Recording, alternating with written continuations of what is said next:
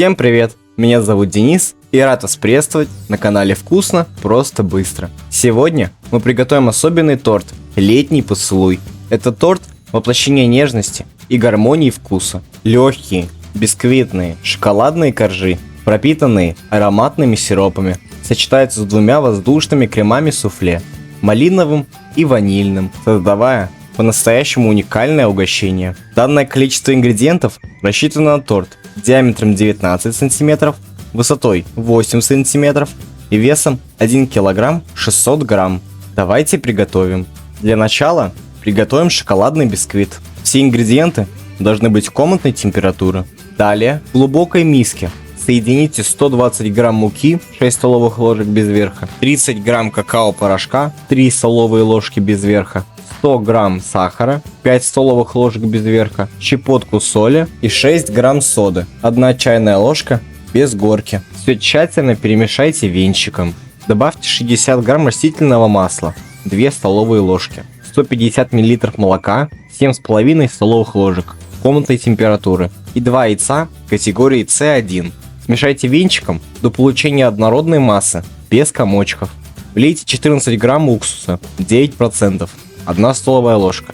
И снова перемешайте до однородности. Реакция уксуса с содой должна полностью завершиться. Разделите тесто на две равные части, примерно по 280 грамм, в зависимости от размера яиц. Хорошо разогрейте сухую сковороду диаметром 22 см на слабом огне. Смажьте ее небольшим количеством масла и вылейте первую часть теста. Накройте крышкой и выпекайте на умеренном огне 8-10 минут, ориентируясь по своей плите. Первые 5 минут я готовил на среднем огне, а потом немного понизил. Если на крышке образовался конденсат, аккуратно удалите его салфеткой или тряпочкой. Готовность проверяйте пальцем. К нему не должно прилипать тесто или деревянной палочкой. Она должна выходить сухой. Осторожно переложите готовый корж на решетку и остудите до комнатной температуры. Аналогично выпекается второй корж. Остывшие коржи, у меня они диаметром 22 см, я обрезал по двум кольцам диаметром 18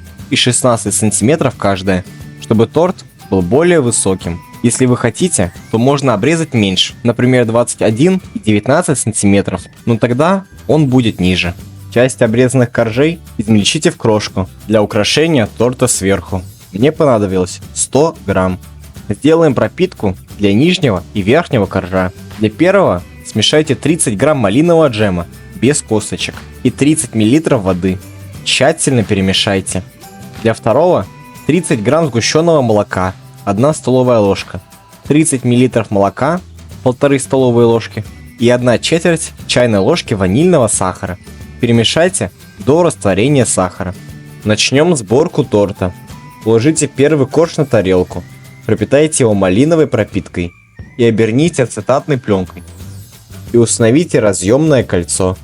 В двух отдельных мисках замочите по 9 грамм желатина, 50 грамм холодного молока, 2,5 столовые ложки. Всего вам нужно 2 такие порции, по одной на каждый крем. Взбейте 250 грамм сливок, 30-35% с 50 граммами сахарной пудры до мягких пиков. Разделите полученную массу на 2 равные части. Затем займемся малиновым кремом суфле. Смешайте 300 грамм мягкого творожка 5% и 125 грамм малинового джема без косточек до однородности. Не взбивайте. Аккуратно вмешайте 1 порцию взбитых сливок.